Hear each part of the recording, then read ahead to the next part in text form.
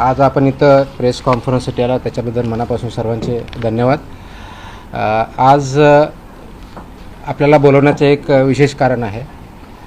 पाठीमागे ज्यावेळेस आपण भेटलो होतो त्यावेळेस एक विशेष आदेश आपण पारित केला होता आणि आपल्या माध्यमातून तो सर्वांपर्यंत पोहोचला ही चांगली गोष्ट आहे.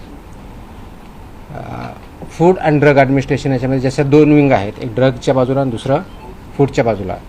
आपण दोन्हीकडे काम करत असतो. तर फूडवरती काम करताना एक लक्षात येतं आहे की आपल्याकडं जे रेग्युलेशन्स आहेत म्हणजे food safety and standards authority act 2006, 2011चे नियम आणि त्या 2011पासून आत्तापर्यंत वेगवेगळे स्टँडर्ड्स आणि रेग्युलेशन जे तयार झालेले आहेत आणि जे इम्प्लिमेंट करणं अपेक्षित आहे त्याच्यासाठी एन्फोर्समेंट म्हणून किंवा इम्प्लिमेंटिंग ऑथॉरिटी म्हणून FDA महाराष्ट्रामध्ये फूड अँड ड्रग ॲडमिनिस्ट्रेशन यांची जबाबदारी आहे. त्या कायद्याअंतर्गत फूड सेफ्टी कमिशनर म्हणून मी काम करतो. इथे जे कोणी ह्या पदावरती व्यक्ती काम करतं तर फूड सेफ्टी म्हणून करतं आणि म्हणून आपण जे अन्न या फूड या डेफिनेशनमध्ये येतं ते सेफ असावं आणि ते हेल्दी असावं हे दायित्व आणि हे इम्प्लिमेंट करण्याची जबाबदारी ही फूड सेफ्टी कमिशनर म्हणून या पदावरती आहे. आयुक्त फूड सेफ्टी कमिशनर राज्याचे जे असतात त्यांच्यावरती प्रत्येक राज्याच्या फूड सेफ्टी कमिशनरवरती आहे. या अनुषंगाने बघत असताना आपलं जे फूड आहे आणि आपण जे कन्झम्पशन करतो म्हणजे प्रिपरेशन असेल, त्याचं प्रोसेसिंग असेल, त्याचं मॅन्युफॅक्चरिंग असेल आणि त्यांचं कन्झम्पशन असेल, ह्या सर्व स्टेजेसवरती स्टँडर्ड्स ठरलेले आहेत. म्हणजे कन्झम्पशन हे सेफ असावं म्हणून ते सगळी प्रोसेस तिथपर्यंत पाळायची असते. याचा एक महत्त्वाचा घटक जो सर्वात मेन अफेक्ट करतो मॅन्युफॅक्चर तर आहेच, प्रोसेसर आहेत, पण सर्वात महत्त्वाचा आजच्या डेटला जर बघितला तर हॉटेल्स, रेस्टॉरंट्स, इटरीज, ऑनलाईन जे प्लॅटफॉर्म त्यांच्यामार्फत जे फूड दिलं जातं, विकलं जातं, नागरिकांपर्यंत दिलं जातं, हे स्टँडर्ड्स पाळतात की नाही पाळतात हा एक महत्त्वाचा इश्यू आहे. आणि याच्यासाठी खूप चांगल्या प्रकारचे रेग्युलेशन स्टँडर्ड्स हे फूड सेफ्टी अथॉरिटीने गव्हर्नमेंट ऑफ इंडिया यांनी डिसाईड केलेले आहेत, वेळोवेळी डिक्लेअर केलेले आहे. त्याचं इम्प्लिमेंटेशन करणं हे अत्यंत गरजेचं आहे. त्या अनुषंगानं काल 23 जूनला मी एक आदेश पारित केलेले आहेत की ते आदेश आहेत हॉटेल्स, रेस्टॉरंट आणि इटरीज यांच्या बाबतीतल्या पाळावयाच्या ज्या गोष्टी आहेत, ज्या स्टँडर्ड्स आहेत, ज्या प्रोसेसेस आहेत त्या पाळणं बंधनकारक आहे त्यांच्यावरती. तर त्यामध्ये जर बघितलं तर आम्ही ग्राहकांच्या आरोग्य संरक्षणासाठी अन्न व औषध प्रशासन म्हणून एक महत्त्वाचा निर्णय, एक ऐतिहासिक निर्णय काल घेतलेला आहे आणि ते आदेश मी पारित केलेले आहे. हे काय आदेश आहेत तर हे कंप्लायन्स ह्या इंडस्ट्रीनं म्हणजे हॉटेल्स, रेस्टॉरंट, इटरीज हे जे आहे यांनी करायचे आहेत आणि त्यांचं इन्फोर्समेंट आपल्या मशिनरीमार्फत म्हणजे आपली जी यंत्रणा आहे त्यांच्यामार्फत करायचं आहे. तर हे करण्यासाठी सुरक्षित अन्न, स्वच्छ आस्थापना आणि जबाबदार अन्न व्यावसायिक यांच्या बाबतीत आपण काही आदेश पारित केलेले आहेत. ते सर्वात महत्त्वाचं म्हणजे काय तर ते जे रेग्युलेशन्स आहेत ते रेग्युलेशन्स इम्प्लिमेंट करणं गरजेचं आहे. ते कोणते रेग्युलेशन्स आहे तर पहिला आहे रजिस्ट्रेशन, अन्न व सुरक्षा मानके, अन्न व्यवसायाचे परवाने व नोंदणी 2011चे रेग्युलेशन्स आहेत. तर याच्या बाबतीत मोस्टली बऱ्यापैकी रजिस्ट्रेशन झालेलं आहे किंवा लायसन्स झालं. रजिस्ट्रेशन म्हणजे ज्यांचा टर्नओव्हर 1.5 कोटीच्या आत आहे तोपर्यंत रजिस्ट्रेशन, त्याच्यावरचे लायसन्सेस असतात. त्याचं इम्प्लिमेंटेशन काही प्रमाणात किंवा मोठ्या प्रमाणात झालेलं आहे. पण त्याच्या व्यतिरिक्त अन्न व सुरक्षा मानके, अन्न उत्पादन मानके व अन्न संयोजके हे विनियम 2011 याचं इम्प्लिमेंटेशन होणं गरजेचं आहे. त्याचप्रमाणे अन्न व सुरक्षा मानके, दूषके, विषे व अवशेष हे 2011चे रेग्युलेशन्स आहेत, याचं इम्प्लिमेंटेशन होणं गरजेचं आहे. त्याचप्रमाणे अन्न सुरक्षा व मानके, लेबलिंग आणि प्रदर्शन याचे होणं गरजेचं आहे. त्याचप्रमाणे अन्न सुरक्षा व मानके, पॅकेजिंग विनियम 2018 याचं इम्प्लिमेंटेशन होणं गरजेचं आहे. आणि त्याचबरोबर शाळेतल्या मुलांसाठी जे सुरक्षित अन्न व संतुलित आहार नियम 2020 आहेत हे सुद्धा इम्प्लिमेंट होणं गरजेचं आहे.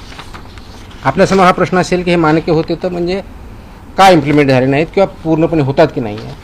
आतापर्यंत आमचा जो अनुभव आलेला आहे म्हणजे माझ्या अगोदरचाही जे काही रेट झालेले आहे, सर्च झालेले, सीजर झालेले आहेत, ज्या कंप्लेंट्स आलेल्या आहेत आणि त्याच्या ज्या फाइंडिंग्ज आहेत त्या फाइंडिंगमध्ये आम्हाला आणि त्याच्यात हे उत्तर आहे साबित केली याची आवश्यकता का भासते. कदाचित इंडियामध्ये आपण फर्स्ट असू, मला माहीत नाही बाकीच्या राज्यांनी केलेलं नाही, की मोस्टली मला जे आहेत असे आदेश मला बघायला भेटलेले नाही आहेत. कदाचित असेल किंवा दुसऱ्यांनी केले असेल. तर याची आवश्यकता यासाठी पाहिली की ज्या आम्ही राबवलेल्या तपासण्या आहेत, विशेष मोहिमा आहेत, सर्वेक्षण आहेत आणि अंमलबजावणी या कार्यामध्ये आम्हाला गंभीर त्रुटी या आस्थापनामध्ये आढळलेल्या आहेत. जसे की अस्वच्छ व आरोग्यास अपायकारक परिस्थितीत अन्न तयार करणे, दुसरं वापरलेल्या खाद्यतेलाचा परत पुनर्वापर करणे, वैद्यकीय तपासणी नसलेल्या कर्मचाऱ्यांकडून अन्न पडताळणी करणे, तापमान नियंत्रणातल्या त्रुटी ह्या असणे, कारण तापमान आपण ज्यावेळेस करतो त्याच्यामध्ये काही स्टँडर्ड्स ठरलेले आहेत, अन्न दर्जाहीन साहित्यामध्ये अन्नपदार्थाचे पॅकेजिंग करणे, ग्राहकांना सुरक्षित पाणी उपलब्ध न करून देणे आणि विविध अन्न सुरक्षा नियमांचे उल्लंघन करणे, ह्या मेजर त्रुटी आम्हाला त्याच्यामध्ये आढळल्या. आणि ह्या त्रुटी ह्या ज्या स्टँडर्ड्स आहेत याचं उल्लंघन करणारे आहेत आणि म्हणून परत आपल्याला त्याचे आदेश काढून ते इम्प्लिमेंट करण्याच्या दृष्टिकोनातून हे काल आम्ही 23 जून रोजी हे आदेश पारित केलेले आहेत. ती कॉपी आपल्याला मी आता देईलच, अवेलेबल आहे, आपण देऊयात. हे आदेश कुणाकुणाला लागू होणार आहेत हा पुढचा प्रश्न आहे.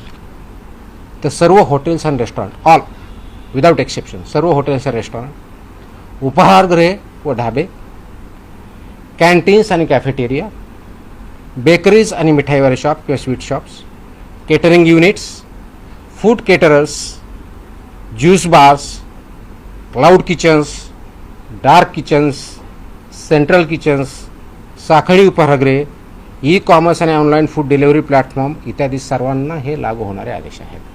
म्हणजे ज्या ज्या ठिकाणी फूड प्रोसेसिंग होऊन लोकांना खाद्यासाठी पुरवलं जातं त्या सगळ्या इस्टॅब्लिशमेंट याच्यामध्ये येतात. आता याच्यामधल्या मेन तरतुदी काय आहे, तर पहिलं तरतूद आहे की परवाना किंवा लायसन्स हे मॅन्डेटरी आहे, ते त्यांनी घ्यावं. त्याच्याशिवाय त्यांना कोणत्याही परिस्थितीत रेस्टॉरंट किंवा हॉटेल हे चालवता येणार नाही. त्याच्या तरतुदी पेनॉल्टीज आहेत, त्या पेनॉल्टीसुद्धा सिव्हिअरली आता इथून पुढे वापरल्या जातील. त्याच्यामध्ये अगदी 10 लाख विदाउट परमिशन चालू एखादे इस्टॅब्लिशमेंट असेल तर 10 लाखापर्यंत दंड आहे, परत प्रॉसिक्युशन आहे. ह्या सगळ्या गोष्टीचा आपण वापर करणार आहोत. दुसरा जो आहे स्वच्छता आणि आरोग्य मानकाचे कठोर पालन करणं गरजेचं आहे, ज्यामध्ये शेड्यूल 4 किंवा अनुसूचित 4 हे जे आहे याच्यामध्ये स्वच्छता आणि आरोग्यविषयी मानकांचे काटेकोरपणे पालन करणं गरजेचं आहे. ते थोडक्यात मी डिटेलमध्ये सांगेन. कर्मचाऱ्यांची वैद्यकीय परीक्षा, तपासणी व प्रशिक्षण हे मॅन्डेटरी आहे. कारण जर कर्मचारी किंवा फूड हँडलर जर त्याला काही डिजीज असेल तर तो पास ऑन होऊ शकतो. म्हणून यासाठी मानकं ठरलेलं आहे. तर त्यांचं ॲन्युअल चेकअप झालं पाहिजे. त्याच्या पर्टिक्युलरली कोणत्या टेस्ट झाल्या पाहिजे ते आपण त्याच्यामध्ये मेन्शन केलेलं आहे. त्याचबरोबर सुरक्षित अन्न हाताळण्यासाठी स्पष्ट मानके जे आहेत त्याच्यामध्ये कच्चे व शिजवलेले अन्न वेगवेगळे ठेवणे, फिफो तत्वाचं फर्स्ट इन फर्स्ट आउटचं प्रिन्सिपल पालन करणे, गरम व थंड अन्नासाठी निर्धारित तापमान राखणे, रंगसंकेतिक कापणी फळांचा वापर करणे, परवानाधारक पुरवठादाराकडून कच्चा माल खरेदी करणे. आता याच्यामध्ये की म्हणजे शेतकऱ्यांकडे दिलं तर तुमचा परवानगीधारक कुठं, तर त्याच्यामध्ये जी रिसीट असते त्यालासुद्धा आपण अग्रीमेंट याच्यामध्ये डेफिनेशनमध्ये काउंट केलं आहे. त्याच्यामुळे रिसीट इज, कारण याचा उद्देशच एवढा आहे की तो फूड किंवा रॉ मटेरियल कुठून आलं हे ट्रेस करता आलं पाहिजे, हा त्याच्या पाठीमागचा उद्देश आहे. त्याचबरोबर ग्राहकांसाठी मोफत पिण्यायोग्य पाणी पिण्याचं प्रोव्हाइड करणं, मोफत देणं अपेक्षित आहे. सुरक्षित पिण्याचे पाणी विनामूल्य उपलब्ध करून देणं बंधनकारक आहे. आमच्याकडं पिण्याचं नाही, फक्त बॉटल वॉटर आहे आणि ते पे विकत घ्यावं असं बंधनकारक करता येत नाही. इट विल बी व्हायलेशन आणि अशावेळी आम्ही कारवाई करणार आहोत. तसे आम्ही त्याच्यावरती बोर्ड लावा असे आम्ही त्यांना सांगितल्या आदेशामध्ये. त्यांना बोर्ड लावावे लागतील, त्याप्रमाणे करावं लागेल. आणि कुणी मागितलं त्यांना सांगावं लागेल की आमच्याकडे पोर्टेबल ड्रिंकेबल वॉटर आहे, ते तुम्ही पिऊ शकता. त्याच्यानंतर त्यांनी डिमांड केली तर त्यांना द्यावं. It's optional, it's not compulsory. त्याच्यामुळं ही पहिली गोष्ट करायची आहे. त्याचबरोबर मेन्यू लेबलिंग आणि पोषणची माहिती ही मॅन्डेटरी आहे. मेन्यूवरती लेबल व्यवस्थित पाहिजेत, त्याचं लेबलिंग व्यवस्थित पाहिजे. त्याच्यामध्ये उपहारगृहांनी व केंद्रीय परवानाधारक आस्थापने मेन्यूमध्ये कॅलरी माहिती, पोषण मूल्य आणि ॲलर्जन माहिती प्रदर्शित करणं बंधनकारक आहे. तसंच वर्तमानपत्र किंवा छापील कागदात अन्न देता येणार नाही, हे प्रोहिबिटेड आहे. ते त्यांना देता येणार नाही. त्याचं कारण असं की अन्नदर्जा साहित्य, वर्तमानपत्रे किंवा छापील कागदपत्रे अन्नपदार्थ गुंडाळणे किंवा वाढणे यावर रेग्युलेशननुसार बंदी आहे. वापरलेल्या खाद्यतेलाचा पुनर्वापर करता येणार नाही, ते रियूज बऱ्याच वेळेस करतात. तर फसायच्या ज्या रुको गाईडलाईन आहेत, RUCO रुको गाईडलाईन्स आहेत, त्या गाईडलाईन्सचं इम्प्लिमेंटेशन करणं बंधनकारक आहे. आणि 25 TPO सांगतो ना, काय म्हणतात 20 पार्ट परमिट, त्याच्यावरती जर गेलं तर ते वापरता येत नाही. आता ठळकपणे आपल्या टेक्निकलच्या ऐवजी नॉर्मल भाषेत म्हणायचं तर त्या तळताना किंवा तेल जे आहे हे ज्यावेळेस करतात त्यावेळेस फ्लेम्स येतात, तर ते 25%च्या जास्त असतं. वास यायला लागला 25%च्या वरतं असतं. काळं दिसायला लागलं 25%च्या वरतं, विच इज डेंजरस. त्याचे ते वापरताच येत नाही. ते करण्यासाठी एजन्सीज आहेत, त्यांना ते सेल करायचं आणि त्याने ते मार्केटच्या बाहेर न्यायचं आहे. एकाने कोणतरी विकायचं, दुसऱ्याकडे वापरायचं किंवा दुसरा यूज करणार त्याला द्यायचं, हे याच्यामध्ये बंधनकारक आहे. त्याच्यामुळे रुको गाईडलाईनचं सुद्धा इम्प्लिमेंटेशन करणं अपेक्षित आहे. नवी गोष्ट आहे की ऑनलाईन विक्री होणाऱ्या अन्नपदार्थाबाबत परवाना क्रमांक प्रत्येक ठिकाणी लागेल, कॅलरीची माहिती लागेल, ॲलर्जींची माहिती लागेल आणि जेवढे त्यांचे किचन असेल ते प्रत्येक किचनला इंडिव्हिज्युअल परवानग्या त्यांना घ्यावा लागेल. मोठ्या ज्या आस्थापना आहेत, पर्टिक्युलरली 50 करोडच्या वरच्या ज्यांचा टर्नर आहे, त्यांनी फसाईच्या मान्यताप्राप्त ज्या संस्था याच्यापर्यंतपासून हे ऑडिट बंधनकारक आहे, त्यांना ऑडिट करून घेणं. इयरली त्यांनी ते मॅन्डेटरी ऑडिट पूर्ण सगळ्या प्रोसेसेसचं हे करणं अपेक्षित आहे. ह्याही गोष्टी आपण करतो आहे. तर हे करण्यासाठी काय आवश्यकता आहे, तर हे करत असताना आमचा उद्देश ह्या संस्थांना, हॉटेलधारकांना किंवा व्यावसायिकांना थ्रेट करणं नाही आहे. तर आमचा उद्देश आहे की प्रामाणिक व्यवसायांना संरक्षण द्यायचं आहे आणि नियमन करणाऱ्यावरती कठोर कारवाई करायची, हा आमचा उद्देश आहे.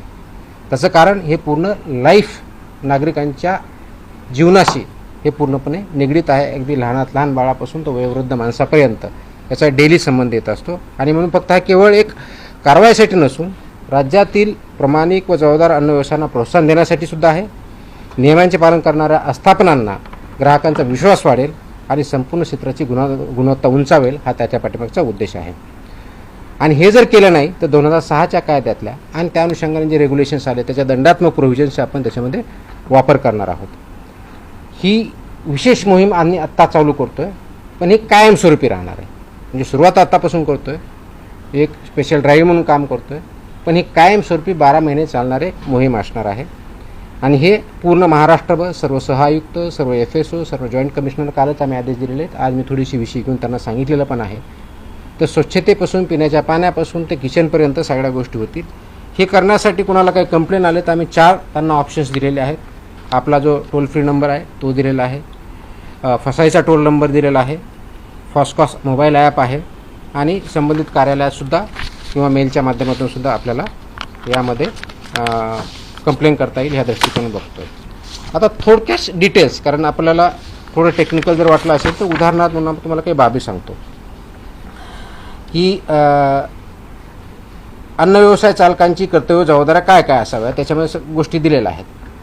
तर त्या बाबतीत बघितलं तर आरोग्यविषयी पद्धतीचे पालन करणे करताना विनियम 2.1.2 आहे. याच्यामध्ये केटरिंग कशी करावी हे पण ठरलेलं आहे.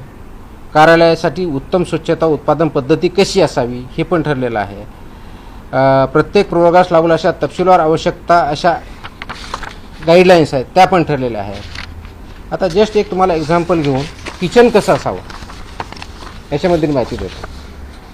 स्वयंपाकघर कसं असावं, सर्व अन्न तयार करण्यात येणाऱ्या ज्या आहेत त्या जागेच्या भिंती व फरशा ह्या टाईल्सच्या पाहिजेत. भिंत आणि फरशी म्हणजे खालची हे दोन्ही लागणार आहेत. फक्त तुम्हाला खाली टाईल्स असून चालणार नाही, भिंतीला पण टाईल्स लागतात. त्या वॉशेबल असाव्या लागतात, कारण ते वॉश करता आलं पाहिजे. त्याच्यातून कोणत्याही प्रकारचं मिक्सचर होणार नाही, अडल्चरेशन होणार नाही किंवा पॉयझनस सबस्टन्सेस जाणार नाही, हे अपेक्षित आहे. ते अशोषक म्हणजे नॉन परमिएबल असावं, त्याच्यातून पाणी जाताना नाही हे बघावं लागणार आहे. त्याचबरोबर त्या धुण्यायोग्य असाव्यात हे असणं आहे. हे करताना पुरेशी हवा खेळती पाहिजे, तिथं यांत्रिक वायुविजन व निर्वातन प्रणाली बसवली पाहिजे, ज्याला एक्झॉस्ट आपण असं म्हणूया. त्याचबरोबर एक्झॉस्ट चिमणी असणं अपेक्षित आहे किंवा हुड खाली करावीत असे अपेक्षित आहे. त्याचबरोबर कच्चा माल म्हणजे रॉ मटेरियल जे आहे ते त्यांनी स्वीकारण्यासाठी वेगळा सेक्शन, त्याचं प्रोसेसिंग किंवा तयारी करण्यासाठी वेगळा सेक्शन, स्वयंपाक तयार करण्यासाठी वेगळा सेक्शन आणि वाढण्यासाठी किंवा सर्व करण्यासाठी वेगळा सेक्शन असं त्या रेस्टॉरंट किंवा हॉटेलमध्ये मांडणी असणं अपेक्षित आहेत. कच्चे व शिजवलेले अन्न क्षेत्र हे भौतिकदृष्ट्या वेगळे ठेवावे लागणार आहेत. शाकाहारी व मांसाहारी हे वेगळे ठेवावे लागणार आहेत. आणि त्याचबरोबर त्याला अनुक्रमे शाकाहारी असेल तर हिरवा रंग, मांसाहारी असेल तर लाल रंग असे तुम्हाला फलक तिथे ठेवावे लागणार आहेत. तर ह्या गोष्टी ह्या मॅन्डेटरी आहेत, वेळोवेळी निर्देश दिले त्या दृष्टीनं आहेत. आणि हे काम करत असताना स्वयंपाकगृहात प्रवेशद्वारी पाणी, द्रव साबण, टॉवेल, ड्रायर अशी व्यवस्था पूर्णपणे असणं अपेक्षित आहे. सो दॅट तिथं ज्यावेळेस कोणता ग्राहक जाईल तर त्याला ह्या गोष्टी अवेलेबल पाहिजेत, जेणेकरून जेवताना किंवा तिथलं फूड कंझ्युम करताना त्याला ती फॅसिलिटी असणं अपेक्षित आहे. त्याचबरोबर पेस्ट कंट्रोल हे मॅन्डेटरी आहे. हे एकाच एजन्सीवर त्यांनी टायअप करायचे आणि ती व्हॅलिड असली पाहिजे, रजिस्टर्ड असली पाहिजे, अशाच एजन्सी ती डिप्लॉय करायच्या. त्यांनी पेस्ट कंट्रोल रेग्युलरली करून घ्यायचं. हे करत असताना कीटकमुक्त परिस्थिती राखण्यासाठी पुरेशा नियतकालिक अंतराने कीटक नियंत्रण म्हणजे पेस्ट कंट्रोलचे जे मेजर्स आहे ते करणं अपेक्षित आहे. त्याचबरोबर अन्न तयारी क्षेत्रात इलेक्ट्रॉनिक फ्लाय ट्रॅप बसवावेत, त्याची साठवण, अन्नाच्या ठिकाणी उंदीर, झुरळे, माशांचा प्रादुर्भाव शून्य असला पाहिजे. ते कोणत्याही परिस्थितीत ॲक्सेप्ट होऊ शकत नाही. It's absolutely not acceptable as per the rules and regulations. तर हे एक उदाहरण म्हणून आहे. याची ऑर्डरमध्ये मी सगळ्या गोष्टी दिल्या ज्या 10च्या आसपास गोष्टी आहेत. हे करण्यापाठीमागचा उद्देश एवढाच आहे, कारण प्रोसेस केलेलं फूड आपण ज्यावेळेस खातो त्याचे इम्पॅक्ट आपल्यावरती होतात. म्हणजे फूड पॉयझनिंग जे एक्स्ट्रीम केस आहे, पण ते दररोज आपल्या हेल्थवरती कॅलरीपासून ते चुकीच्या पद्धतीने हँडल करण्यापासून, स्वच्छतेपासून ते पाण्यापासून ते बसण्याच्या व्यवस्थेपासून तर असणाऱ्या गोष्टी तिथं कोणत्या कोणत्या आहेत ह्या मॅन्डेटरी आहेत. आणि याच्या बाबतीत आपल्याला काही त्रुटी सापडत असेल की जसं की आता तुमचा याच्यामध्ये सांगितलं की हॉट फूड म्हणतो, गरम जेवण म्हणतो, तर त्याचं टेम्परेचर किती आहे हे पण ठरलेलं आहे. ज्यावेळेस हॉट फूड म्हणतो तर 60 डिग्री सेल्सिअस ते हीट पाहिजे. तुम्ही म्हणलं की कोल्ड तर 4 डिग्री सेल्सिअसचं पाहिजे. तुम्ही म्हणलं फ्रोझन तर -18 डिग्री सेल्सिअसचं पाहिजे. तर ह्या मॅन्डेटरी गाईडलाईन आहेत. त्या इम्प्लिमेंट होतात की नाही होतात ते करण्याच्या दृष्टिकोनातून नागरिकांमध्ये अवेअरनेस यावा, त्या इंडस्ट्रीला आणखी चांगल्या पद्धतीने माहीत व्हावं आणि आमच्या अधिकाऱ्यांनी ते इम्प्लिमेंट करावं. हा तिहेरी पर्पज याच्या पाठीमागचा आहे. आणि या तिहेरीच्या माध्यमातून एकत्रित येऊन हे आपलं आरोग्य नागरिकांचं कसं चांगलं राहील अशा दृष्टीने हे काल आम्ही आदेश इंग्लिश आणि मराठी दोन्हीमध्ये आहेत. दोन्हीच्या कॉपी आपल्याला भेटतील. प्रेस नोट सर्क्युलेट करा ती दिलेलीच आहे. तर या माध्यमातून हे नागरिकांनाही माहीत व्हावं, त्या इस्टॅब्लिशमेंटला माहीत व्हावं आणि आम्ही इन्फोर्स करताना ह्या सगळ्या गोष्टी बघाव्या. बऱ्याच वेळेस होतं की आमचे अधिकारी ज्यावेळेस जातात त्यावेळेस तिथला सॅम्पल घेतला जातो. सॅम्पलचा रिझल्ट आल्यानंतर आम्ही पुढची बघतो. पण फक्त सॅम्पल घेणं एवढ्यापुरतं मर्यादित राहायचं नाही. हे मी आदेश दिलेले आहेत की तिथे गेल्यानंतर हे जे टोटल 28 रेग्युलेशन त्याच्यापैकी 22 हे वेगवेगळ्या बाबतीत आहेत. जसं याच्या बाबतीत जवळजवळ 9 रेग्युलेशन्स मी सांगितले ह्या इंडस्ट्रीच्या बाबतीत. तर प्रत्येकाला more than 2 to 3 regulations compulsory आहेत, कारण रजिस्ट्रेशन कंपल्सरी आहे, बाकी स्वच्छतेच्या बाबतीतले आहेत.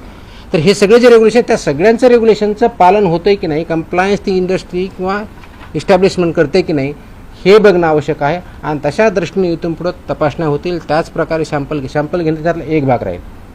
ह्या सगळ्या गोष्टीचा कंप्लायन्स त्यांना करणं कंपल्सरी आहे. आणि हे ज्यावेळेस सॅम्पल लॅबकडे जातात तर लॅबबरोबर देताना आमचा एक फॉर्म असतो, फॉर्म 5, आणि ड्रगचा एक वेगळा फॉर्म आहे. म्हणजे तिथे तर ते फॉर्म 5 पूर्णपणे आतापर्यंत भरला जात नव्हता, का इनकम्प्लीट येत होता. आता मी इन्स्ट्रक्शन दिले आहेत की फॉर्म 5 हा कंपल्सरी टोटल भरला पाहिजे, म्हणजे त्याच्यात फिलअप केलं पाहिजे जे काय माहिती आहे. त्याचबरोबर एक ॲडिशनल नोट पण त्याच्यात लिहिली पाहिजे की हे जे रेग्युलेशन्स आहेत हे रेग्युलेशन पाळले जातात की नाही, इनकम्प्लीट पाळले जातात का, कंप्लीट पाळले जातात का, कंप्लीट व्हायोलेशन केलं जातं, याचे डिटेल्स त्याच्यामध्ये येतील. त्याचं कारण असं आहे की बऱ्याच वेळेस लॅबमध्ये ज्यावेळेस रिपोर्ट जातात तर रिपोर्टमध्ये फक्त इन्ग्रेडियंटच्या आधारे त्याचा रिझल्ट येतो. वास्तविक बघता फक्त तेवढ्यापुरतं मर्यादित नाही. तसं असतं तर टेक्निकल जो तिथला असिस्टंट आहे किंवा सायंटिस्ट आहे यांनी तो रिपोर्ट दिला असता. त्याच्याऐवजी तिथं गव्हर्नमेंट, ज्याला GA म्हणतो, गव्हर्नमेंट ॲनालिस्ट, हा रिपोर्ट देतो. त्याचा उद्देश असा आहे की एका बाजूला ज्या गाईडलाईन्स आपल्या मॅन्युअल्स त्याच्या बाबतीतच्या लॅबच्या बाबतीतले पण मॅन्युअल्स आहेत, हा टेस्ट रिपोर्ट काय सांगतो आणि तिथली ओव्हरऑल कंडिशन्स आणि व्हायोलेशन्स काय झालेले ह्या दोन्हीच्या गोष्टीचं अनालिसिस करून त्यांनी अनालिटिकल रिपोर्ट देणं अपेक्षित आहे. Just to give an example की एखाद्या डेअरी प्रॉडक्टमध्ये किंवा हॉटेलमध्ये आपण गेला, तुमचा टेस्ट एकदम चांगला, आपण बघतो खूप चांगली टेस्ट आहे, त्याचे रिझल्ट स्टँडर्ड येतात. किचनमध्ये गेलं तर तुम्हाला पूर्णपणे अस्वच्छता दिसते, टाईल्स दिसत नाही, तिथं सेपरेट पाणी म्हणजे भाजी हे करण्यासाठी पोर्टेबल वॉटर नसतं, नॉर्मल कोणतरी वापरलं जातं. तर हे तुमच्या अनसेफ फूडच्या डेफिनेशनमध्ये येतं. म्हणजे जरी तुमच्या प्रॉडक्टची टेस्ट म्हणजे तुमचा रिझल्ट हा जर आला की स्टँडर्ड आहे, पण ह्या जर कंडिशन असेल तर तुम्हाला त्या कंडिशन ह्या ॲनालिसिसमध्ये कन्सिडर करणं अपेक्षित आहे. आणि म्हणून मी सगळ्या लॅबची पण मीटिंग घेतली आहे. माझ्या अधिकाऱ्याने ते समजून सांगितलेलं आहे की तुमच्या ज्या डेफिनेशन्स ॲनालिसिस करताना फक्त टेस्ट रिझल्ट पुरतं मर्यादित न राहता हा ज्या फार्मच्या कंडिशन हे तुम्हाला कन्सिडर करणं as per the guidelines mandatory आहे, त्या पण कन्सिडर केल्या पाहिजे. आणि जो आमचा सॅम्पल घेतो त्यांनीसुद्धा त्यामध्ये कंडिशन त्या जी काय परिस्थिती आहे तिथली टाकली पाहिजे, जेणेकरून त्याचं ॲनालिसिस करेक्ट आहे. त्याच्यामुळं जे फूड आहे ते योग्य आहे की अयोग्य आहे, स्टँडर्डप्रमाणे आहे की नाही आहे, आणि तिथले कंडिशन फुलफिल होतात की नाही हे बघितलं जाईल. पर्यायानं जो कंझ्युमर आहे त्या कंझ्युमरला ते योग्य ती माहिती भेटेल आणि त्याच्या माध्यमातून त्याची हेल्थ आपण चांगली करू. म्हणून उद्देश आपण जो ठेवलेला आहे की पूर्णपणे नागरिकांचं आरोग्य हे चांगलं राहावं अशा दृष्टिकोनातून आपण ते काम करतो. आणि म्हणून ह्या मोहिमेला आम्ही नावच दिलेलं आहे की काय म्हणतात त्याला, सुरक्षित अन्न निरोगी महाराष्ट्र किंवा सुरक्षित महाराष्ट्र अशा दृष्टींचं हे मोहीम आहे. ती परमनंट राहणार आहे. आणि माझी ही विनंती आहे, आवाहन आहे या इंडस्ट्रीला की प्लीज फॉलो ह्या सगळ्या ज्या गाईडलाईन्स आहे, स्टँडर्ड्स आहे ते फॉलो करा. याचा कंप्लायन्स केलं तर you don't have anything to fear, but if you don't follow it you have nowhere to hide.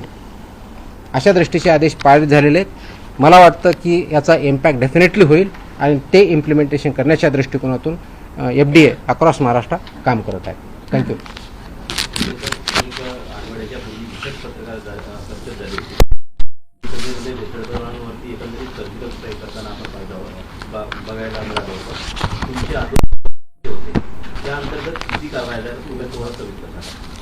मकोचकाच्या guidelines माझे आदेश जर बघितले असतील तर त्याच्यामध्ये आपली प्रोसिजर दिलेली आहे. 1999चा जो कायदा आहे त्याच्यामध्ये 23ची प्रोसिजर पण दिलेली आहे.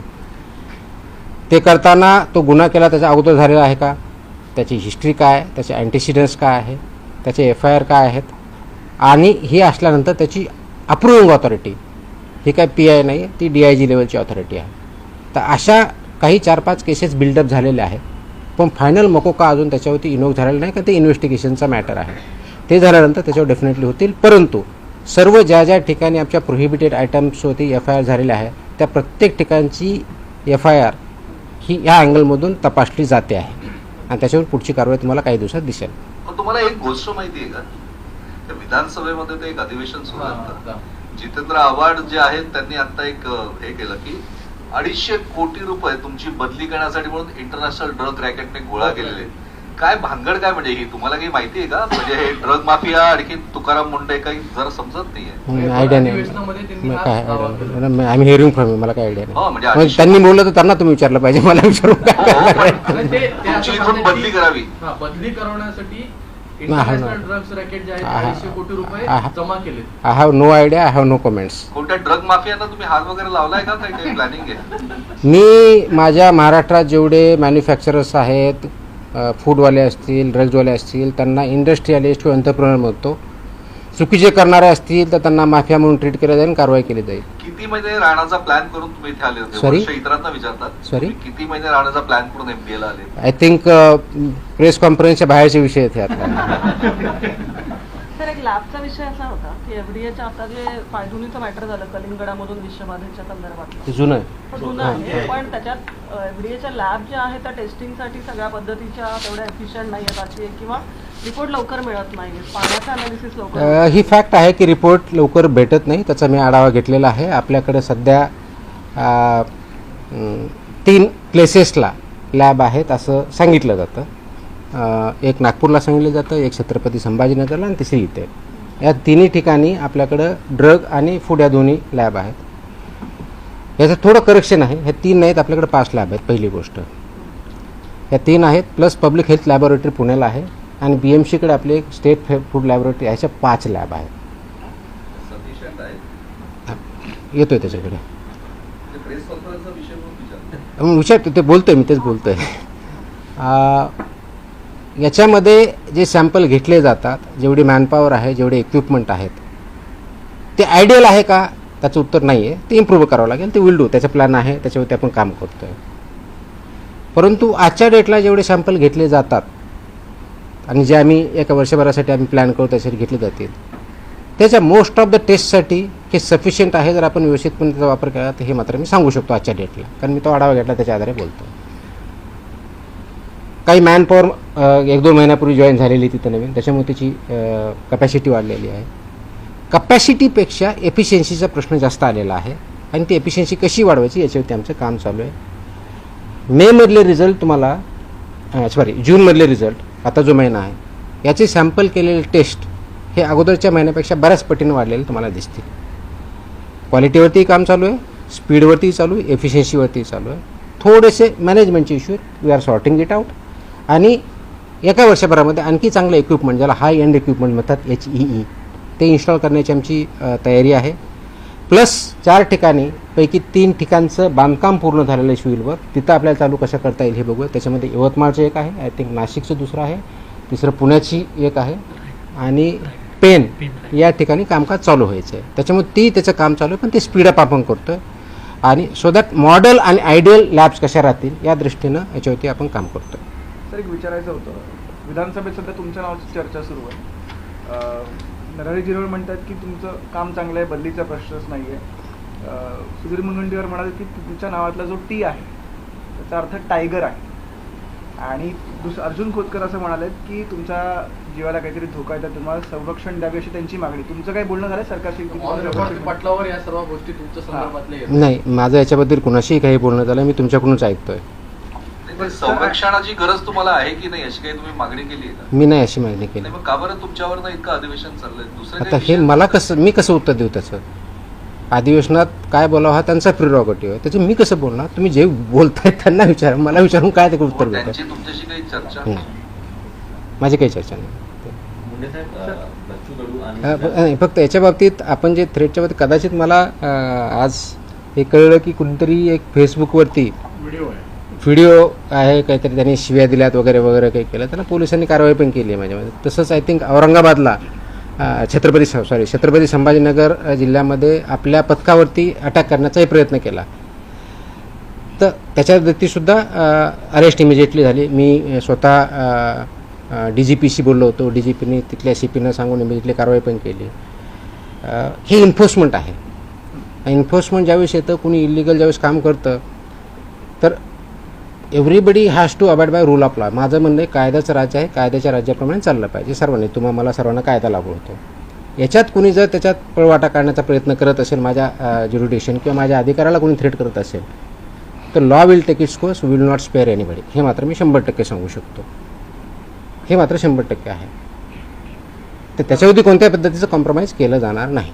आणि म्हणून बघितलंच आहे, मोकोकासारखा सुद्धा कायदा आपण इन्व्होक का केला, तर जर एखादा आयटम 2012ला प्रोहिबिट झाला आणि तो जर भेटत असेल तर it's in a way not correct, आणि ते करण्याच्या दृष्टिकोनातून आहे. आज जशी ही जी आज ऑर्डर काल काढली, अशा पुढच्या दृष्टिकोनातून बऱ्याच अजून ऑर्डर यायच्या आहेत. त्याच्यावरती काम चालू आहे आणि त्या प्रत्येक सेक्टर वाईज येतील आणि त्याचा इम्पॅक्ट सोसायटीवरती ॲट लार्ज होणार आहे. आणि ते करण्याच्या दृष्टीनंच आम्ही काम करतो आहे, होलिस्टिक दृष्टिकोन करतो आहे. कोणी वाईट किंवा चांगल्या दृष्टिकोन, ही इंडस्ट्री आहे, एंटरप्राइज आहे, GDP ग्रोथ होणं गरजेचं आहे, त्याचे त्यांचं कॉन्ट्रीब्युशन आहे, पण ते as per the rules and regulation झालं पाहिजे, कायद्यानुसार झालं पाहिजे. कायद्याचं व्हायोलेशन करून कोणी पैसे कमवण्याचा प्रयत्न करत असेल, कोणी थ्रेटन करून किंवा ब्लॅकमेल करण्याचा प्रयत्न असेल, तर they will not be spare. This much I can say. Sir, एक पुढचाच प्रश्न होता की मुंबईचं जर कल्चर आपण पाहिलं तर काही वर्षांपूर्वी 15-1 वर्षांपूर्वी स्टेपल फूड वडापाव होतं, पण गेल्या काही 10 वर्षांमध्ये ते बदलून तुम्हाला कुठेही गेलात तरी तुम्हाला इडली वडा हा मिळतो आणि त्याचा मेन सोर्स जो आहे तो धारावीतून येतो. आणि ते धारावीत पण काही फॅक्टरीज असतात, ते घरगुती असतात आणि ते कलेक्टिव्ह होऊन मुंबईत वाटले जातात. ते तुम्ही कसं काय फिगर आउट? सगळ्याच ठिकाणी मी जर सांगितलं की 1.5 कोटीच्या खालची जी असे रजिस्ट्रेशन आपण देतो, त्याच्या गाईडलाईन्स माझ्या ज्या ऑर्डरमध्ये बघितलं, शेड्यूल आम्ही लावलेलं आहे की त्यांनी काय काय करणं अपेक्षित आहे. जिथं गायडन्स पाहिजे आम्ही गायडन्स पण करायला तयार आहेत. आमचे अधिकारी जाऊन गायडन्स करतील, ट्रेनिंग देतील. हे इम्प्लिमेंटेशन करायचे यासाठी आहे की हा प्रश्न फक्त एका युनिटचा किंवा एका माणसाचा किंवा एका हॉटेलचा किंवा एका रेस्टॉरंटचा नाही आहे. हा पूर्ण 13 कोटी जनता जी आहे त्या सगळ्यांचा प्रश्न आहे. आणि हे डिपेंडंट ऑन ईच अदर आहेत. म्हणजे आपल्याला हॉटेल पण पाहिजे, इटरीज पण पाहिजेत आणि कंझ्युमर पण पाहिजेत. पण हे सगळं करताना जे स्टँडर्ड्स आहेत, मानके आहेत, त्यानुसार चाललं पाहिजे. ते बऱ्याच लोकांना माहीत पण नाही. आता ते माहीत होण्याचा उद्देश की ठीक आहे, कायदा आहे, रेग्युलेशन्स आहेत, आपल्या काय वेबसाईटवरती अवेलेबल आहेत, पण तेच लोकांपर्यंत पोहोचण्याचा एक उद्देश. आणि जे याच्यामध्ये बिझनेस आहेत, FBOs ज्याला म्हणतो आपण, फूड बिझनेस ऑपरेटर्स, त्यांनासुद्धा माहिती इंग्लिश आणि मराठी, म्हणून ती ऑर्डर कॉम्प्रिहेन्सिव्ह दृष्ट्या मी काढली. आणि नाही केलं तर त्याचे कम्प्लायन्सची पेनॉल्टी तुम्हाला जस्ट आपल्या माहितीसाठी म्हणून एक थोडक्यात तो मला एक सांगायचं होता पण इथून गेला. तर याच्यामध्ये जर बघितलं तर एक आहे की दंड, खटला व शिक्षा हे एक प्रोव्हिजन याच्या पानावरती दिलेलं आहे. त्याच्यामध्ये काय आहे, फॉर एक्झाम्पल असुरक्षित अन्न जर असेल, आरोग्यास हानिकारक जे ठरलेलं, तर मृत्यू झाला तर 7 वर्षापेक्षा कमी नाही व आजन्म कारावासापर्यंत एवढी सजा त्याच्यामध्ये आहे. आणि 10 लाख रुपये दंड. हे अनसेफ फूड. आता अनसेफ फूडची डेफिनेशन मी आता थोडक्यात तुम्हाला सांगितली. अस्वच्छता आली तर अनसेफ फूड येऊ शकतं. दुसरं, गंभीर दुखापत झाली, इंजरी झाली, तर 6 वर्षापर्यंत कारावास आणि 5 लाखापर्यंतचा दंड आहे. गंभीर नसलेली दुखापत झाल्यास 1 वर्षापर्यंतचा कारावास आणि 3 लाखपर्यंतचा दंड आहे. दुखापत न झाल्यास 3 महिन्यापर्यंतचा कारावास व 3 लाख रुपयापर्यंतचा दंड आहे. त्याचबरोबर आता जो एक मुद्दा आला आहे की अधिकाऱ्यांचं काय, तर अन्न सुरक्षा अधिकाऱ्यास, ज्याला FSO म्हणतो, जो बेसिक ऑथॉरिटी आहे, अडथळा अथवा त्याची तोतयागिरी कुणी केली तर त्याला 3 महिन्यापर्यंतचा कारावास आणि 1 लाख रुपयापर्यंतचा दंड हे त्याच्यामधलं प्रोव्हिजन आहे. हे तर मला कारावासाच्या बाबतीत सांगितले. फक्त दंडनीय अपराधाच्या बाबतीत काय, दिशाभूल करणारी जाहिरात, आता खोटा दावा 10 लाखापर्यंत दंड. वैध परवानाशिवाय व्यवसाय करणे 10 लाखापर्यंत, विदाऊट लायसन्स 10 लाख रुपयाचा दंड. अवमानक म्हणजे सबस्टँडर्ड अन्न उत्पादन, साठवण, विक्री अथवा सेवा 5 लाख रुपयाचा दंड.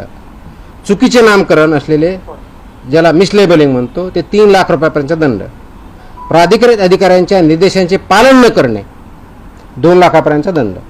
अन्नाची अस्वच्छ अथवा अनारोग्यकारक प्रक्रिया व तयारी 1 लाखापर्यंतचा दंड.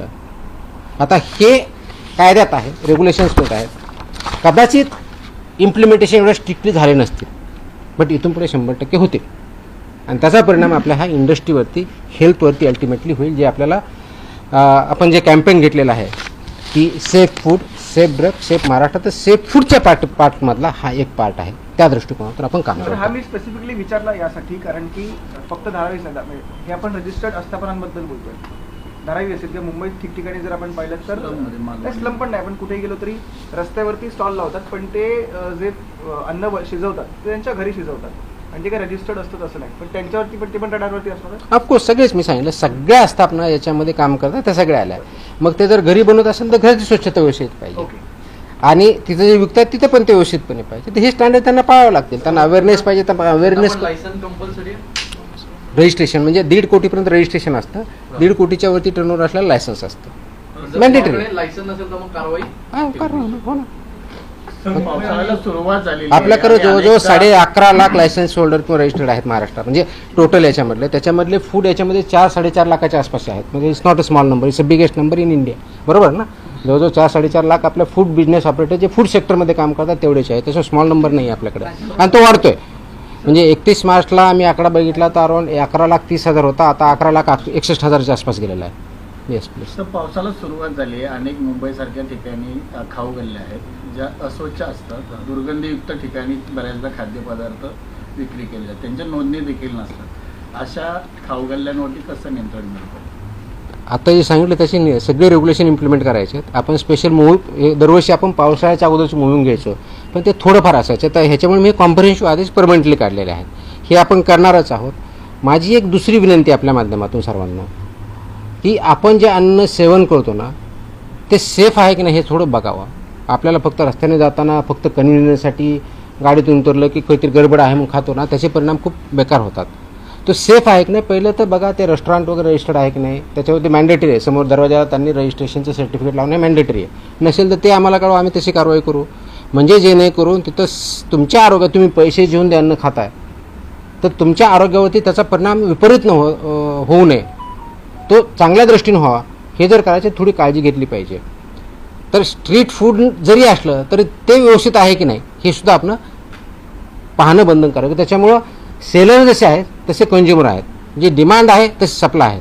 तर सप्लायर जरी असले आणि डिमांड नसेल तर ऑटोमॅटिकली ते बंद होईल. तर डिमांड करणाऱ्याने सुद्धा त्यांचा अवेअरनेस वाढावा, त्यांनी सुद्धा काम करावं, ॲज अ कंझ्युमर सुद्धा आपण बघावं. ह्या दृष्टिकोनाने सुद्धा हे आदेश व्हावे. आम्ही वेबसाईटला टाकतो, आपल्या माध्यमातून तो जाईलच.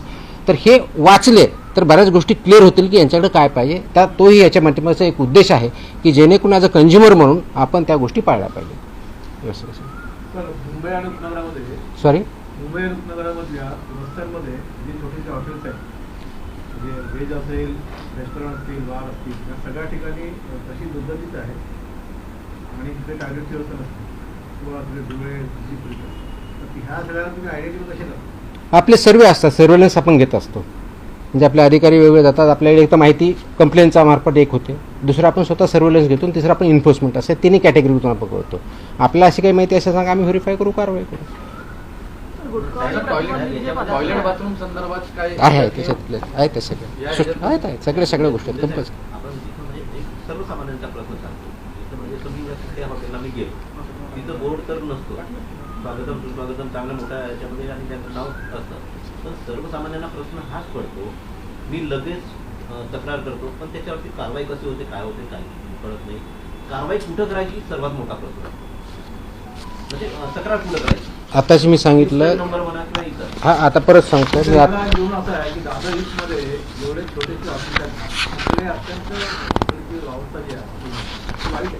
करू आम्ही सगळे जे कोणते असते सगळ्यावरती करू, काहीच अडचण नाही. ही अवस्था बऱ्याच ठिकाणी आहे, पण दादरचं कंप्लेंटच्या बाबतीत मी सांगितलं आपल्याला 4 ऑप्शन दिलेले आहेत आणि काही दिवसामध्ये पुढच्या आठवड्यापासून आम्ही एक आता आजच आम्ही टेस्ट केलेली आहे, वेब लिंक तयार केलेली आहे. त्याच्यामुळे तुम्हाला त्याच्यावर डाउनलोड केले की मोबाईलवरून करता येईल, एवढी व्यवस्था केली. पण त्याला एक 8-1 दिवस लागतील कारण ते टेस्टिंग अधिकारी टेस्टिंग करतायत, त्याच्यावरती ट्रायल चालू आहे, ड्राय रन चालू सध्या. एक 8-1 दिवसामध्ये ते पण लागतो.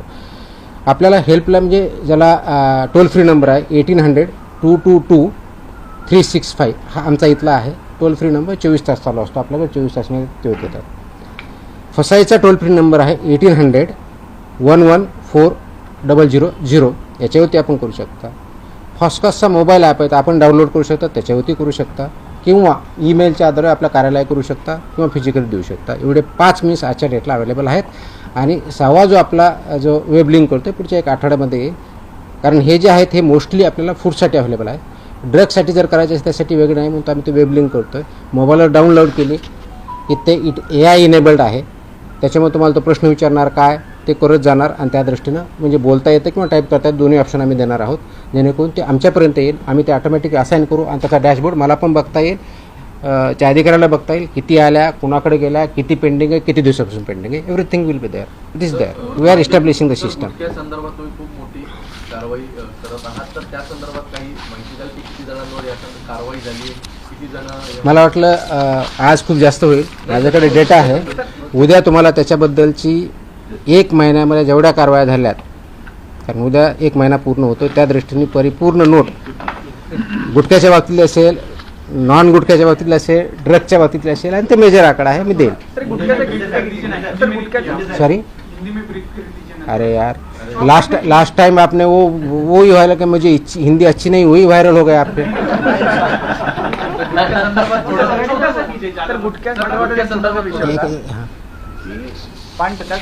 ज्या पानटप्प्यांवरती ह्या दुष्काळ आहे ते अशी पानं मिळतात, त्याच्यानी नशा होतो, किमाम वगैरे वापरले जातात. इन फ्युचर त्याच्यावरती पण तुम्ही कारवाई करणार आहात. नाही, कसं असतं, 150-200 रुपयांना ती पानं मिळतात. पानाला बॅन नाही आहे, गुटख्याला बॅन आहे. आपण त्यातला कंटेंट म्हणतो ते आम्ही तपासू ना, असं आमच्याकडे आलं तर आम्ही ते व्हेरीफाय करतो, त्याच्यात सापडलं तेही कारवाई करतो. सी कंटेंट काय हे बघावं लागणार आहे. तर कंटेंट त्याच्यात सापडला तर डेफिनेटली होईल त्याच्यावरती कारवाई. कंटेंट सापडलं तर होईलच. Sir, till date, how many food business operators are not yet licensed and registered? ये कैसे पता चलेगा लाइसेंस नहीं है करके? लाइसेंस मैं बता रहा हूँ, लाइसेंस मेरे महाराष्ट्र में टोटल 11,61,000 लाइसेंस और रजिस्टर्ड FBOs है. महाराष्ट्र की बात कर रहा हूँ. Last 13 years. But अभी अवेयरनेस क्रिएट नहीं होता है, अभी लाइसेंसिंग और रजिस्ट्रेशन बढ़ रहा है, चालू है ना, ऑनलाइन ही है. How many people are still like 80% हो चुका है, 70%? ऐसे कैसे बता पाएंगे? वो मेरे पास एस्टिमेट होता तो सब नहीं कर लेता मैं. एस्टिमेट कितना बाकी है कैसे बोल सकते हैं? तो जो इन्फॉर्मेशन आएगी, अवेयरनेस क्रिएट उतना बढ़ते जाएगा. सर फूडमध्ये फूड पॉइझनिंग हा जो मुद्दा आहे म्हणजे खिचडीमध्ये असेल किंवा हॉटेलमध्ये असेल हा आता खूप क्रुशियल आहे आणि Yes. तो वरचेवर होतो म्हणजे Yes. लोकांना 2-1 दिवस पोटात दुखतोय मग लोकांना वाटतं की आपण बरे झालो पण तो खूप सिरियस कंडिशन आहे. येस. तर त्याच्या ज्या टेस्टिंगची जी मेथोडॉलॉजी आहे तर त्या पद्धतीने आपण फूड पॉयझनिंग अशी काही टेस्टिंग नसते. शेवटी फूड टेस्ट करायचं असतं आणि ते वेगळे टेस्ट असतात. त्या टेस्ट आपल्याकडे अवेलेबल असायला पाहिजेत. ते आपण करतो. Food poisoning is basically unsafe food असेल तर मोस्टली फूड पॉयझनिंग. पॉइझनिंगच्या संदर्भामध्ये टेस्टिंग करण्यासाठी नाही नाही, पॉयझनिंगचं टेस्टिंग नसतं, ते फूडचं टेस्टिंग असतं. म्हणजे फूड मधल्या पॉइझनिंगच्या ते असतं, आपण टेस्ट करतो ना, आपण टेस्ट करतो, फूडच टेस्ट करतो असतो. त्याचे जे काही इन्ग्रेडियंट त्याप्रमाणे आहेत, स्टँडर्डप्रमाणे आहेत नाही आहेत हेच बघत असतो. पण त्यासाठी आम्ही एक प्रणाली विकसित करतो. आजच्या डेटला ती खूप कॉम्प्रिहेन्सिव्ह नाही आहे की फूड पॉयझनिंगच्या केसेस त्याची रिपोर्टिंग मेकॅनिझम कशी असावी, कितक्या वेळात काय करावं याचा मी SOP तयार करतो. ते पुढच्या दिवसात काही सिग्नल ह्याला पण जाऊ म्हणजे असू शकतं ना की वरून कोणी काही घातलंय का नॅचरली कंटामिनेटेड आहे ते टेस्टचा पार्ट आहे, टेस्ट रिझल्टचा पार्ट येतो तो.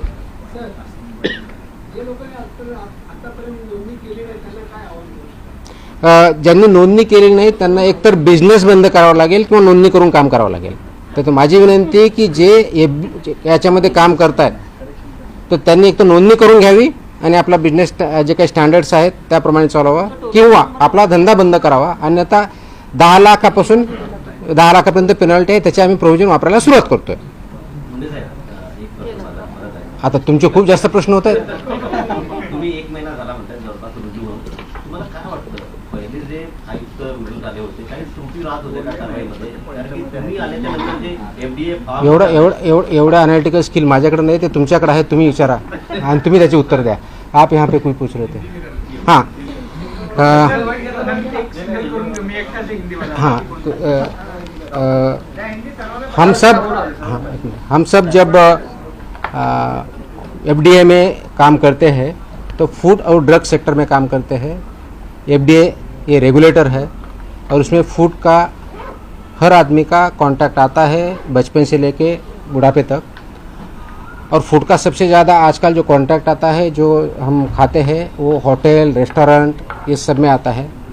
इसके लिए रेगुलेशंस है, स्टैंडर्ड्स है, वो इम्प्लीमेंटेशन होने चाहिए. वो छोटा सा रेस्टोरेंट हो या स्टार होटल हो, ये सब के लिए स्टैंडर्ड 2011 से अब तक आए हुए हैं. 2020 2026 के भी कुछ आए हैं कि जैसे कि आपके जो इंस्ट्रूमेंट सब्जी काटने वाले कौन से होने चाहिए, स्टेनलेस स्टील का क्या चाहिए, ये सब इसमें पैकेजिंग का मटेरियल चाहिए, फूड ग्रेड वाला चाहिए, नॉन फूड ग्रेड वाला चाहिए, ये सब डिसाइडेड है. लेकिन हमने जो महाराष्ट्र में पाया है कि जो हम सर्वेलेंस करते हैं, इन्फोर्समेंट एक्टिविटी लेते हैं, जो कंप्लेन आते हैं वो हम चेक करते हैं, तो उसमें काफ़ी हद तक ये वायोलेशन पाए गए हैं कि जो फूड स्टैंडर्ड्स है अलग अलग उसका पालन नहीं किया जाता है. वो जो फूड स्टैंडर्ड्स है वो सेफ्टी के हिसाब से हो, सैनिटेशन के हिसाब से हो, वहाँ के फूड हैंडलर्स हो, वाटर बॉटल की मतलब पानी फ्री में जो पोर्टेबल देना चाहिए वो हो, या लाइसेंस नहीं है या लाइसेंस वहाँ दिखाया नहीं जाता ये हो, ये सब के जो रेगुलेशंस हो इम्प्लीमेंटेशन करना ज़रूरी है. इसलिए 23 जून को कल मैंने as a food safety commissioner Maharashtra बोल के कुछ आदेश पारित किए हैं. ये that is regarding hotels restaurants and eateries. इन्होंने जो स्टैंडर्ड्स इम्प्लीमेंट करना है उसके हिसाब से हमने किए हैं. ये जो कंप्लाई नहीं करेगा उनके ऊपर सख्त कार्रवाई ये फसाई के जो रेगुलेशंस है और उसके अंदर जो स्टैंडर्ड्स है उसके हिसाब से की जाएगी. जैसे फॉर एग्जांपल अगर कोई अनरजिस्टर्ड या अनलाइसेंस BO काम कर रहा है तो उसको 10 लाख तक की पेनल्टी है. अनसेफ फूड अगर कोई बना रहा है, प्रोसेस कर रहा है या सेल कर रहा है तो उनको लाइफ इम्प्रिजनमेंट तक और 10 लाख तक पेनल्टी हो सकती है. इसका इम्प्लीमेंटेशन इसके आगे बहुत सख्त तरीके से होगा. ये मेरी विनती है, मेरा एक आह्वान है कि जो इंडस्ट्री इसमें है सब ने इसका कंप्लायंस करना चाहिए. और मेरे ऑफिसर को मैंने सख्त ताकीद दी है कि ये सब इम्प्लीमेंटेशन कंप्लीट होगा, कॉम्प्रिहेंसिव होगा. अब तक जाके सिर्फ सैंपल लेके जो आते थे उतना नहीं होगा. उसके सिवा सब जितने रेगुलेशंस है वो सब रेगुलेशन इम्प्लीमेंट हो रहे कि नहीं हो रहे उसका रिपोर्ट सैंपल के साथ आएगा और उसी हिसाब से सैंपल का टेस्टिंग भी होगा, रिजल्ट भी होगा. इसका उद्देश्य है कि जो जेन्युइन बिजनेसेस है उनको कोई फियर करने की ज़रूरत नहीं है, डरने की ज़रूरत नहीं है. जो नॉन जेन्युइन है उनको बिल्कुल डरने की छुपने के लिए जगह भी नहीं मिलेगी. इसका अंतिम उद्देश्य है कि जो ह्यूमंस है, जो सिटीजन्स है महाराष्ट्र के और बाहर से जो यहाँ आते हैं वो जो फूड खाते हैं वो फूड पूरा तरीके से सेफ हो, सिक्योर हो, जिसकी वजह से आपकी हेल्थ अच्छी रहे, इम्प्रूव हो, ना कि उसके वजह से आपको फूड पॉइजनिंग या आप उसके वजह से आपको पता नहीं, इसके वजह से उसका आपका एडवर्स इम्पैक्ट हो। इसीलिए ये आदेश जारी किए हैं, इसका इम्प्लीमेंटेशन चालू हो चुका है। ई-कॉमर्स वाले हैं जो सब ई कॉमर्स भी आया, प्लेटफॉर्म भी आया, डार्क किचन भी आया, चेन वाले भी आए, सब इसमें आए हैं। आपको जो ऑर्डर है उसमें लिखा है। अब तक कितने सर्टिफिकेट दिए गए मतलब उसको लेकर महाराष्ट्र गवर्नमेंट? अब तक एफबीओ के टोटल लगभग 11,60,000 के आसपास लाइसेंस रजिस्टर्ड एफबीओज है। उसमें से जो food industry particularly hotel restaurants इसमें जो है तो 4 लाख से ज़्यादा है, तो काफ़ी बड़ा नंबर है। लेकिन उसमें हम काम करेंगे, कंप्लायंस करेंगे और लोगों की हेल्थ बढ़ाएंगे। It's already started, it's already in existence. So that's what we have taken a special drive, वो आज कल से चालू होगा स्पेशल ड्राइव इंस्पेक्शन का, उसमें सभी देखा जाएगा। सो मेरा ये मानना है कि जो इसमें कंप्लाई कर रहे हैं उनको कोई ज़रूरत नहीं है, जो कंप्लाई नहीं करे प्लीज़ कंप्लाई करें, तब तक आपका जो भी बिजनेस है बंद रखे, कंप्लाई करके आपका चालू करें। सर हॉटेल्समध्ये जे फूड सर्व केले जातं त्याला काही नियमावली आहे का? तेच तर सांगितलं नाही, नाही, आतापर्यंत. मी विचारतोय किती क्वांटिटी संदर्भात नाही ना सर? क्वांटिटी किती द्यावी हे हॉटेल आणि त्यांचं परत- त्यांचं मिनिमम क्वांटिटी वगैरे असं काही नाही. ओके.